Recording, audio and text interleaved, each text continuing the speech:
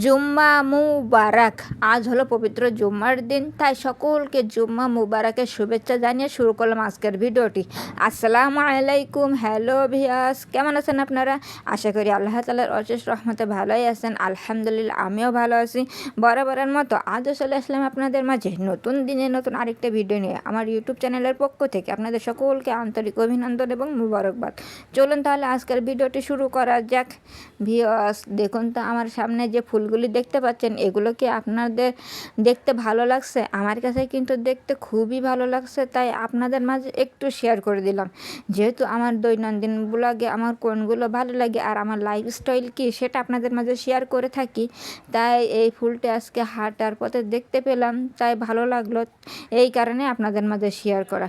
আর আরেকটি বিষয়, এই ফুলটির নাম কিন্তু আমি সত্যিই জানি না, কারণ এই ফুলটা আমি অনেক দেখেছি। এখন সবার সচরাচর বাসায় এই ফুলটি লাগানো থাকে গেটের সামনে, ফুল বাগানে, কিন্তু দুঃখের বিষয়ের নামটা আমি জানি না। প্লিজ প্লিজ আপনাদের কাছে এখন তরিকে যারা এই ফুলটার নাম জানেন অবশ্যই একটু কমেন্টের মাধ্যমে আমাকে একটু জানাবেন, তাহলে আমি একটু উপকৃত হবে।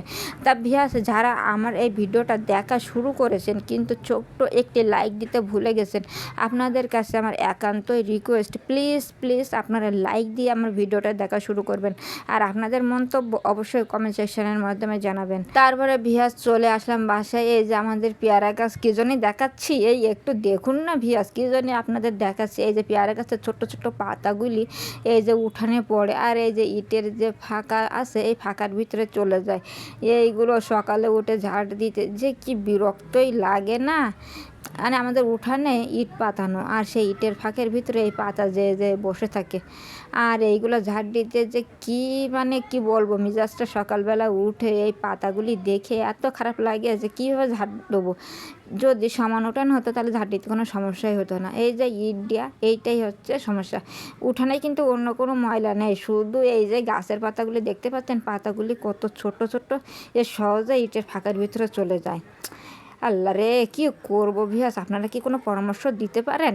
একটু দেন তো কমেন্ট সেকশানে, যে কি করব, ইটগুলো উঠাই ফেললে আবার কাদা, এখন বর্ষার সময় ইটগুলো তো উঠানো যাবে না, কি করা যায়? কোনো পরামর্শ কি আছে? অবশ্যই অবশ্যই দিবেন। তো যাই হোক, উঠানটা পরিষ্কার করা হয়ে গেছে। আর এই যে সকালবেলা পানি আসে আমাদের এইখানে একটু, যেহেতু আমাদের এই লাইনের পানি, তাই সকালবেলা আমার এই কলসগুলো সব ভর্তি করে নিচ্ছি। আপনারা আমার এই মাটির কলসটা অনেকেই পছন্দ করেছেন, তাই আজকে আবার একটু দেখিয়ে দিলাম। এই যে পানিগুলো ভর্তি করে এখন জায়গায় রেখে দিলাম।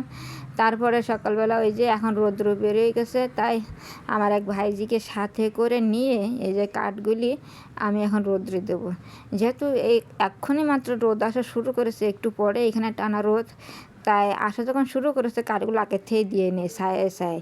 তারপর এখন যদি আমি দেই তাহলে একটু কষ্ট কম হবে, যেহেতু রোদ এখন ভালোভাবে এসে পৌঁছায়নি। আর এখন দেওয়া শেষ হলে রোদগুলো সম্পূর্ণই যখন এসে যাবে তখন সম্পূর্ণ কাঠের গায়ে লাগবে, আর একটু পরে তো রান্না করতে হবে। তাহলে কাঠটা বলুন তো ভিউয়ার্স কেমন জ্বলবে? যারা কাঠের চুলায় রান্না করেন তাহলে বুঝবেন এই বর্ষার সময় কীভাবে কাঠগুলো মানে সমস্যার সৃষ্টি করে। এই দেখেন কাঠগুলো রোদি দেওয়া শেষ এখন। তারপরে এই যে আজকে যেহেতু জুম্মা মুবারক বললাম, জুম্মার দিন জুম্মা মুবারক জানিয়ে শুরু করছি, তাই আজকে একটা মুরগি নিয়ে এসেছে। এই মুরগিটাই এখন রান্না করা হবে, কিন্তু বেচারা দেখুন একটু গরম পড়তে না পড়তেই হাঁপিয়ে গেছে। ঠিক আছে, এখনও রৌদ্র কিন্তু ভালোভাবে বের হয়নি, তারপরেও এত গরম লেগে ছাপিয়ে গেছে। আর আমি যে ভিডিও করছি ও বেচারা দেখেও লজ্জায় দেখুন ছাদের উপরে উঠে যাচ্ছে, বলছে যে তুমি যদি ভিডিও করো তো আমি কিন্তু নিচে থাকবো না। তারপরে এই যে মুরগিটা রান্না করা হবে, আর এই যে নিয়ে আসা হয়েছে আলু কষানো হয়েছে আর উচ্ছেগুলো কষানো হয়েছে, এইগুলো ভাজি করা হবে। তারপরে জুম্মার দিনে যে দৃশ্যটি ভালো লাগে সেটি হলো এই যে নামাজে যাওয়ার দৃশ্য, তো আপনাদের মাঝে একটু শেয়ার করে দিলাম। এখানে একটা সমস্যা হয়েছে, এই যে রাস্তাটা দেখতে পাচ্ছেন এর দুই মাথায় দুইটা মসজিদ, এই লোকেরা দুই সাইডেই যাচ্ছে, তাই এই সমস্যাটা সৃষ্টি হয়েছে। আশা করি ঠিক হয়ে যাবে। আর এই যে এখন চলে আসলাম রান্নায়, এখন যে উচ্ছেটা সেটা ভাজি করা হবে, তাই এই যে মশলা দিয়ে সিদ্ধ করে নেওয়া হচ্ছে, একটু ঢেকে জাল দেওয়া হবে। তারপরে এই যে তেলের উপরে দেওয়া হয়েছে, এখন সম্পূর্ণটাই মানে উচ্ছে ভাজি একদম প্রায় ডান অলমোস্ট। এই যে একদম হয়ে গেছে, দেখুন তো ভিউয়ার্স কেমন হয়েছে উচ্ছে ভাজিটা, দেখতে লোভনীয় হয়েছে নাকি? আপনারা অবশ্যই অবশ্যই একটু কমেন্টে জানাবেন তো উচ্ছে ভাজি কার কার ভালো লাগে। তারপর আজকের কেওড়া রেসিপিটা মনে করলাম করলে আপনাদের দেখানোই হয় না, শুধুই রান্না করি প্রতিদিন। তাই আপনাদের দেখানোর জন্য এখন এই যে কেওড়াটা চড়ানো হয়েছে সেখান থেকেই আমি তুললাম। আর এই যে কেওড়া মানে এই যে তেলের পরে দেওয়ার জন্য তেল দিয়ে পেঁয়াজটা দেওয়া হয়েছে প্রথমে, তারপর এখন দেওয়া হচ্ছে রসুন। এটাও এখন সব ব্রাউন কালার করে নেওয়া হবে, এখন তেলের সঙ্গে ভেজে নেওয়া হচ্ছে। আর এখন এই পর্যায়ে দেওয়া হবে ওই যে দিয়েছে কিছু, ওগুলো হচ্ছে সরিষা, গোটা সরিষা, ওগুলো দিয়ে এখন আরেকটু কালার করে ওই যে আগে রাখা হয়েছে কেওড়াগুলো প্রসেস করে সেগুলো এখন শুধুমাত্র এর ভিতরে ঢেলে দিলে রান্না হয়ে যাবে কেওড়া। আমি অনেকদিন মানে বিভিন্নভাবে একটু একটু করে আপনাদের দেখিয়েছি। এই দেখুন ঢেলে দেওয়া হয়েছে, ঢেলে দিয়ে পর একটু ঢেকে দিতে হবে, তা না হলে ওর যে ফ্লেভার সেটা চলে যাবে। এই দেখুন একদম ফাইনাল লুকটা আজকে আপনাদের দেখিয়ে দিলাম। এখন এই যে ঢালা হয়ে গেছে, দেখুন তো বেশ কতটুকু রান্না, আমাদের এতটুকুই লাগে, এতটুকুই রান্না করা হয়েছে। আপনারা কেউ কি পছন্দ করেন এই কেওড়ার খাটা? তাহলে একটু জানিয়ে দিন আমাকে। তারপরে এই যে ওই যে রান্না করা হবে মুরগিটা, তার জন্য আলুগুলো কেটে নিয়ে হয়েছে, আর একটা রসুন নেওয়া হয়েছে। এই আস্ত রসুনটা নাকি খুব উপকার। এখন সেই আলুগুলো ভেজে নিচ্ছি, কারণ আলু একটু ভেজে না নিলে গোশের ভিতরে দিলে যেন ভালো লাগে না। অনেকেই ভেজে নেয়, অনেকে গোশের সঙ্গে কষিয়ে নেয়, আমরা কষিয়ে নেই, তারপরেও একটু আলুটা লবণ হলুদ দিয়ে ভেজে নেই। এই যে সেই গোশটা এখন ধুয়ে আনা হয়েছে, শুধুমাত্র রান্নার এখন অপেক্ষা, পানিটা ঝরিয়ে এখন রান্নার জন্য চলে যেতে হবে। এই দেখুন মশলা কষিয়ে অলরেডি গোশটা এখন মানে কষানো হচ্ছে।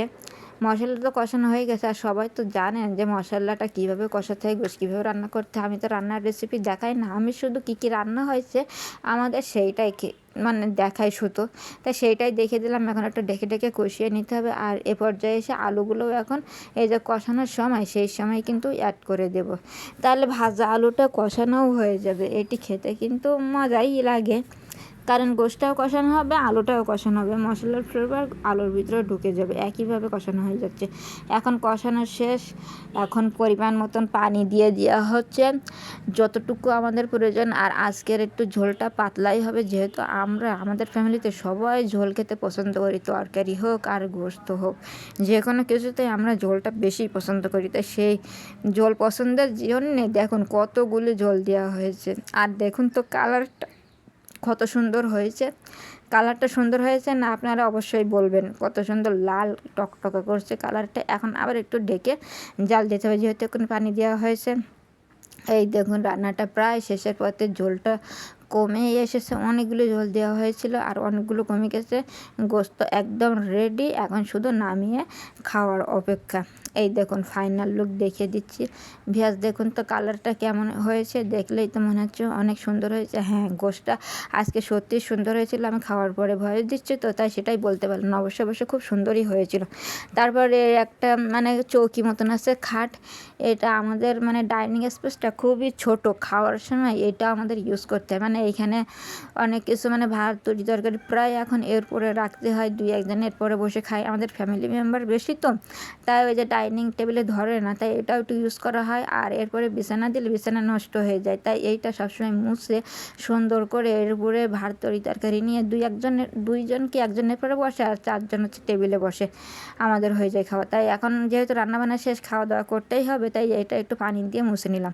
তা ভিউয়ার্স, আজকের আমার এই পুরো ভিডিওটা আপনাদের কাছে কেমন লাগলো অবশ্যই একটু কমেন্ট সেকশনে জানাবেন। আর যদি কোনো অংশ ভালো লেগে থাকে অবশ্যই বন্ধু হয়ে সাথে থাকবেন, কারণ আমার ইউটিউব নিয়ে বিশাল বড় একটা ড্রিম আছে, যেটা পূরণ হবে আল্লাহর রহমতে এবং আপনাদের দ্বারাই।